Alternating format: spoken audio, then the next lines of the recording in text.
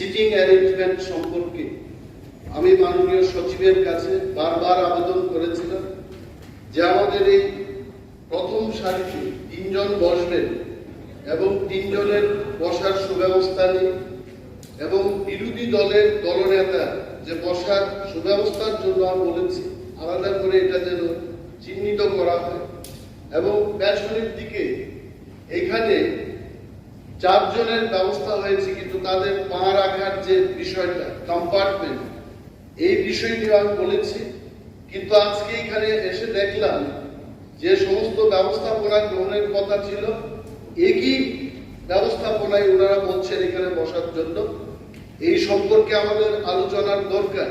আমাকে বলা হলো যে একটা কম্পার্টমেন্ট যেটা একটা দলের জন্য রাখা হবে আর একটা কম্পার্টমেন্টে গিয়ে বসার কোনো সুবিধা নেই। তাহলে এই হাউসের মধ্যে আমি বলবো যেমন কোন দল বলতে পারবে যে নির্বাচনে সে 3টি MLA নিয়ে আসবে বা 5 জন MLA নিয়ে আসবে এটা কেউ বলতে পারবে না। আজকে ধরে নিই যদি এখানে 5টা দলে বিরোধী দল নির্বাচিত হয়ে আছে এবং 2 জন করে 4টি দলের যদি নির্বাচিত হয় তাহলে 8 জন হবে।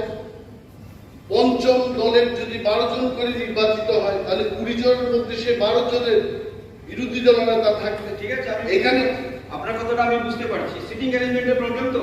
এবং দেখুন এইটা শুনুন এটা হবে, এটা আপনার প্রস্তাবটা ঠিক আছে, পরে এগুলি বিবেচনা করা হবে বলছি শুনুন, কিন্তু আমাকে আজকে দায়িত্ব দেওয়া হয়নি।